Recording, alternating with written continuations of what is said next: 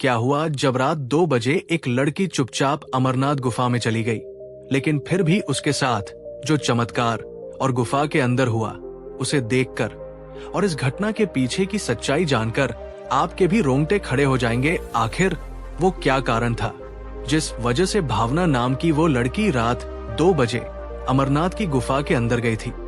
एक बहुत बड़े रहस्य से आगे पर्दा उठने वाला है। सच्चाई सुनकर आपको भी अपनी आंखों पर यकीन नहीं होगा, लेकिन इस कहानी को पूरा सुनने के बाद आपके मन में महादेव के प्रति भक्ति और भी ज्यादा बढ़ जाएगी। आगे बढ़ने से पहले बाबा अमरनाथ के सच्चे भक्त इस वीडियो को लाइक करें और कमेंट बॉक्स में जय बाबा बर्फानी जरूर लिखें। अमरनाथ धाम हिंदुओं के लिए एक पवित्र तीर्थ स्थल है। हर साल अधिक से अधिक संख्या में श्रद्धालु भगवान शिव के दर्शन करने के लिए आते हैं, जहां पर बहुत उत्साह दिखाई देता है। मान्यता है अमरनाथ धाम में शिव विराजमान है। ऐसा कहा जाता है कि अमरनाथ की गुफा में देवों के देव महादेव ने माता पार्वती को अमर होने के रहस्य के बारे में बताया था। ऐसा कहते हैं जो इंसान एक बार बाबा अमरनाथ के दर्शन कर लेता है वो भी अमर हो जाता है और उसे फिर वापस दोबारा जन्म नहीं लेना पड़ता और उसको मोक्ष की प्राप्ति हो जाती है।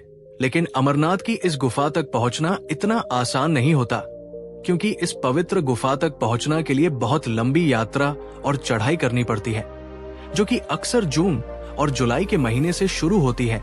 भावना नाम की एक लड़की है जो उत्तराखंड के देहरादून शहर में रहती है। उसके पिता एक दिन अचानक रात के सपने में दौड़ते हुए जाग गए। उस समय उनके पसीने छूट चुके थे।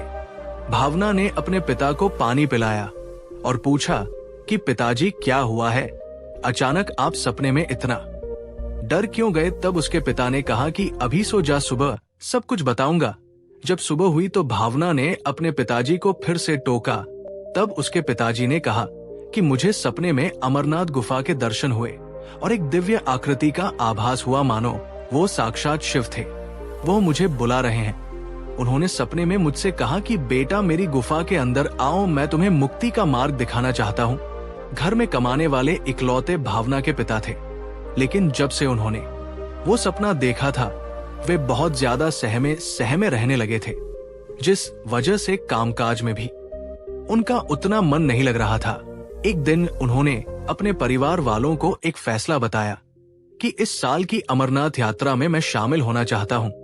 मुझे सपने में महादेव ने आदेश दिया है, मैं उनके आदेश को ठुकरा नहीं सकता। पूरा परिवार बहुत खुश था कि उसके पिता अमरनाथ जा रहे थे, लेकिन मन में एक चिंता थी कि वहां के पथरीले रास्ते, चढ़ाई मन में काफी डर बना हुआ था।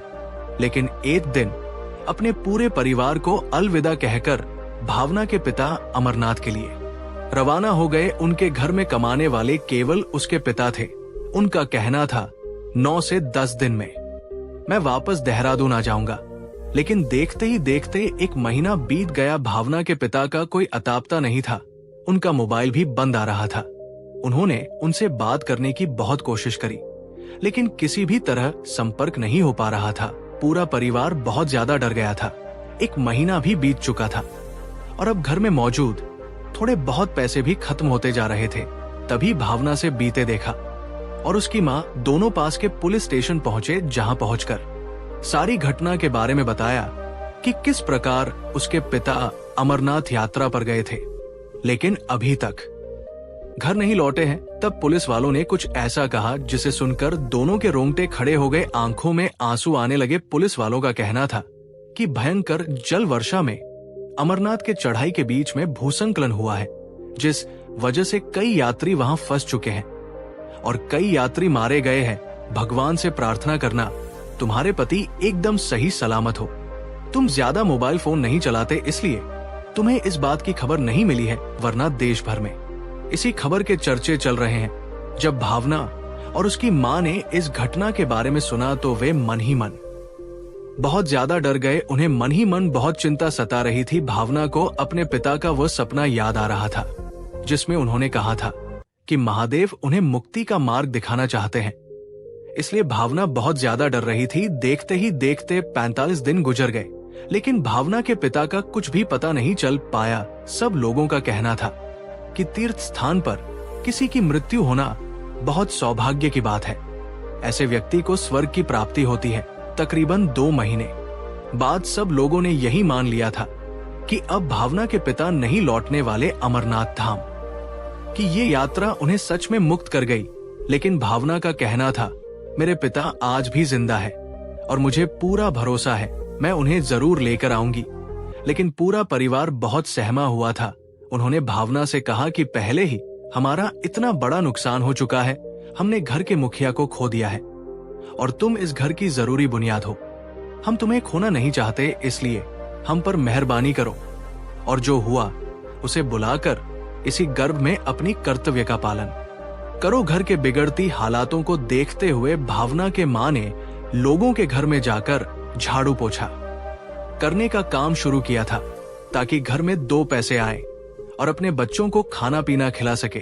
लेकिन भावना हर हाल में सच्चाई जानना चाहती थी, क्योंकि उसका मानना था कि उसके पिता के साथ इतना गलत नहीं हो सकता। स्वयं महादेव ने स्वप्न में दर्शन देकर उन्हें अमरनाथ बुलाया। आखिर वो उनकी जान कैसे ले सकते हैं? जरूर मेरे पिता किसी मुसीबत में है बाला, मुझे उन्हें ढूंढना चाहिए। लेकिन भावना जानती थी कि घर वाले उसे अमरनाथ नहीं जाने देंगे, जिस वजह से वो रात्रि के समय चुपचाप बिना किसी को बताए देहरादून से अमरनाथ के लिए रवाना हो गई। उसने अपनी एक दोस्त से 100 रुपए उधार लिए थे और इन्हीं पैसों से वह अपने पिता को ढूंढने निकली थी। भावना की आंखों में दृढ़ता थी, चाल में संकल्प था और दिल में एक तूफान था कि चाहे वो अकेली है लेकिन अपने पिता को हर हाल में ढूंढ कर रहेंगी। सामान्य तौर पर अमरनाथ की ये यात्रा 3 दिन में पूरी होती है, जो कि समूह में भी की जा सकती है और अकेले भी की जा सकती है। लेकिन इसके लिए विशेष अनुमति की जरूरत पड़ती है। इसलिए भावना ने श्रीनगर पहुंचकर अमरनाथ यात्रा की अनुमति ली और अपनी यात्रा पर आगे बढ़ गई। पहलगाम से भावना ने अपनी यात्रा शुरू करी। भावना के पास सिर्फ एक बैग था जिसमें टॉर्च थी और कुछ सूखे मेवे रखे हुए थे। उसे विश्वास था कि भले ही गुफा का रास्ता कठिन है, लेकिन मैं अपने पिता का पता लगाकर रहूंगी। बर्फीली पगडंडियां, चट्टानों की दरारें और हवाओं में भयंकर गर्जना रास्ते को और ज्यादा कठिन बना रही थी। भावना के मन में यही डर था कि वो अकेली है, लेकिन हर समय साथ में एक विश्वास रहता था कि चाहे वो अकेली है लेकिन महादेव उसकी सहायता जरूर करेंगे और उसे अपने पिता से जरूर मिलाएंगे। अमरनाथ की ये गुफा जो सदियों से श्रद्धा और रहस्य का प्रतीक रही है। भावना 3 दिन की यात्रा करके अमरनाथ की गुफा तक पहुंची ही गई, जहां सब लोग स्वयंभू ज्योतिर्लिंगों के दर्शन करना चाहते थे। वही भावना चारों ओर अपने गुम हुए पिता को ढूंढ रही थी, लेकिन कहीं भी उनका कोई पता नहीं चल पा रहा था। भावना के पास अपने पिता की एक छोटी सी तस्वीर थी। उसे ही दिखाकर वो सभी लोगों से पूछ रही थी, आखिर उसके पिता कहाँ है, या फिर क्या किसी ने उसके पिता को देखा है। लेकिन उसे हर जगह से निराशा मिली। एक समय पर वह थक हारकर एक स्थान पर बैठी थी। तभी वहां पर एक साधु महाराज आए। भावना को रोता हुआ उन्होंने भावना के सर पर हाथ रखा और हाथ रखते ही उसकी परेशानी को भी जान लिया। वे चमत्कारिक दिव्य साधु थे। उन्होंने भावना से कहा कि अगर तुम अपने पिता का पता लगाना चाहती हो तो तुम इस समय उनका पता नहीं लगा सकती। तुम्हें एक दिव्य समय में गुफा के अंदर प्रवेश करना होगा। वह दिव्य समय है रात्रि 1 बजे से लेकर 5 बजे के बीच का। इस समय के दौरान अगर तुम गुफा के अंदर प्रवेश करोगी तो तुम्हें अपने पिता से मिलने का मार्ग जरूर मिलेगा। भावना उन साधु महाराज की बात से बहुत प्रभावित हुई, क्योंकि बिना पूछे ही उन्होंने उसे उसकी समस्या का निवारण बता दिया था। लेकिन चुनौती यह थी कि आखिर इतनी रात को अकेले गुफा के अंदर के सजाया जाए। लेकिन मौका भी बहुत बड़ा था। वो इस मौके को हाथ से जाने नहीं देना चाहती थी। उसके पिता का पता लगाने का उसके पास ही आखिरी मौका था। जब भावना रात्रि के 2 बजे अमरनाथ की गुफा के निकट पहुंची तो एक अजीब ठंड उसके भीतर तक समा गई। ये सिर्फ मौसम की ठंड नहीं थी, बल्कि ये एक आध्यात्मिक ऊर्जा थी जो आत्मा को छू जाती है। गुफा के दरवाजे तक पहुंचते ही उसे ऐसा लगने लगा मानो वक्त थम गया हो, हवा रुक गई हो और बर्फ की चादर स्थिर हो गई हो। उसकी सांसें धीमी पड़ रही थी, उसके हाथ पैर कांप रहे थे। टॉर्च की रोशनी अब उसे बेमतलब लगने लगी।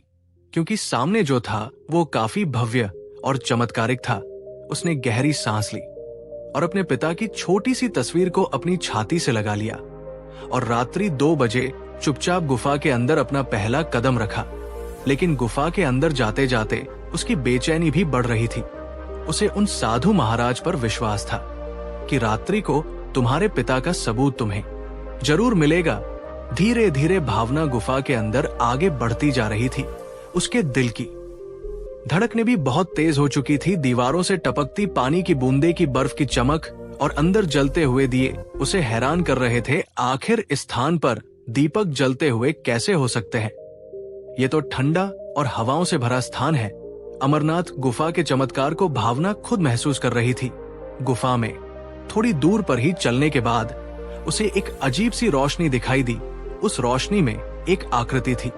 वो आकृति थी एक साधु की, जिनकी जटाएं कंधों से नीचे तक लटक रही थी। उनके नेत्र बंद थे और वो उस समय अमरनाथ की गुफा में ध्यान अवस्था में बैठे हुए थे। भावना उनका रूप देखकर डर गई थी, लेकिन साधु महाराज ने कहा था, गुफा के अंदर ही तुम्हारे पिता तक पहुंचने का मार्ग मिलेगा। इसलिए हिम्मत करते हुए उसने उन साधु महाराज से पूछा, क्या आपने मेरे पिता को देखा है? वो भी इसी गुफा में आए थे। भावना की आवाज सुनकर उन साधु महाराज ने धीरे से आंख खोली, लेकिन उनके जो नेत्र थे वो किसी मनुष्य जैसे नहीं थे। उनकी आंखों में गहराई थी और अनंत शांति थी। उन साधु महाराज ने बोला, जिसे तुम ढूंढ रही हो वो कहीं बाहर नहीं है, वो इस गुफा के ही अंदर है। उनकी ये बात सुनकर भावना के होश उड़ गए। वो सोचने लगी, आखिर ऐसा कैसे हो सकता है? मेरे पिता अगर इस गुफा में है तो वो मुझे दिखाई क्यों नहीं दे रहे हैं? अगर वो सही सलामत है तो हमसे हमारे घर पर मिलने क्यों नहीं आ रहे हैं? उन साधु महाराज को अलविदा कहकर भावना गुफा में आगे की ओर बढ़ने लगी। धीरे धीरे गुफा थोड़ी डरावनी होती जा रही थी। तभी सामने उसे महादेव का स्वयंभू ज्योतिर्लिंगो दिखाई दिया, जिसे अमरनाथ बाबा के नाम से जाना जाता है। उसने महादेव के दर्शन किए और उनसे एक ही प्रार्थना करी कि मैं अपने पिता को ढूंढने आई हूँ और आज हर हाल में उन्हें लेकर जाऊंगी। मुझे पता है मेरे पिता इसी गुफा में कहीं पर मौजूद है। आज मैं उन्हें हर हाल में घर लेकर ही जाऊंगी। जब महादेव के दर्शन करके भावना गुफा में थोड़ा आगे बढ़ी, तभी अचानक से उसे एक आवाज सुनाई दी, मानो कोई भावना पुकार रहा हो। जब वो ध्यान से उस आवाज को सुनती है तो उसके होश उड़ जाते हैं, क्योंकि वो आवाज किसी और की नहीं बल्कि उसके पिता की आवाज थी। भावना बहुत ज्यादा उलझ चुकी थी, क्योंकि ये सब क्या हो रहा था उसके बिल्कुल भी समझ में नहीं आ रहा था। वो पूरी तरह से सोच में डूब चुकी थी। उसने अपने पिता की आवाज को पहचाना और कहा, पिताजी आप कहाँ हैं? मैं आपको लेने आई हूँ। लेकिन भावना अपने पिता को देख नहीं पा रही थी। तब भावना ने अपने पिता से सवाल किया कि आखिर आपके साथ क्या हुआ था? जब आप अमरनाथ की यात्रा करने गए थे तो आप वापस क्यों नहीं लौटे? तब उसके पिता ने जवाब देते हुए कहा कि जब मैं अमरनाथ यात्रा कर रहा था तो अचानक बीच रास्ते में अत्यधिक वर्षा के कारण भूसंकलन हो गया। पहाड़ धंसने लगे और लोग उनका शिकार होने लगे।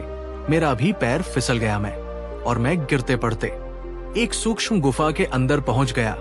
उस गुफा में एक साधु महाराज तपस्या कर रहे थे। जब मैं उस गुफा के अंदर गिरा तो अचानक से उनकी आंखें खुल गई। उन्होंने मुझसे कहा कि भगवान शिव चाहते हैं कि तुम यही रहो और उनकी तपस्या करो। जब तक तुम्हारी बेटी यहाँ आकर तुम्हारा पता न लगाए तब तक तुम्हें तपस्या में ही लीन रहना है। मैं समझ चुका था, ये सब मेरे सपनों का जवाब है। महादेव मुझे मुक्ति का मार्ग दिखाना चाहते हैं, इसलिए उन्होंने मुझे अमरनाथ बुलाया है। जिसके बाद मैंने उन साधु महाराज के साथ तपस्या शुरू करी। तब से लेकर आज तक 2 महीने बीत चुके हैं।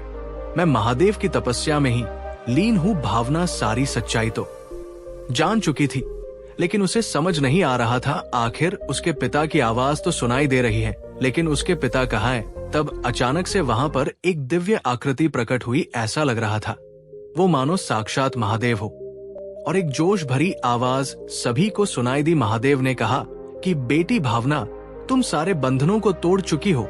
पिता के प्रति तुम्हारा दृढ़ निश्चय, तुम्हारा हौसला ये बता रहा है कि तुम अपने पिता से कितना प्यार करती हो और तुम्हारे इस प्यार के सामने भक्ति का रस भी फीका लग रहा है। आज मैं विवश हो चुका हूँ।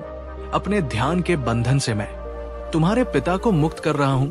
तुम अपने दृढ़ संकल्प के कारण आज फिर से अपने पिता को यहाँ से लेकर जाओगी, ऐसा कहकर वो आकृति अंतर्ध्य हो गई और सामने अचानक से भावना के पिताजी प्रकट हो गए। ये नजारा रोंगटे खड़े करने वाला था। अपने पिता को सही सलामत देखकर भावना बहुत भावुक हो गई। उसने अपने पिता को गले से लगा लिया। दरअसल भावना के पिता मुक्ति के मार्ग पर निकल चुके थे। महादेव ने उन्हें खुद चुना था।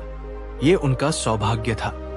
लेकिन उनकी बेटी के मोह की वजह से, प्रेम के बंधन की वजह से फिर से वो उस आध्यात्मिक संसार को छोड़ कर इस दुनिया में वापस आ गए और इस तरह से और पिता का फिर से मिलाप हो गया। इस चमत्कार के बाद महादेव को प्रणाम करके वे दोनों फिर से देहरादून आ गए।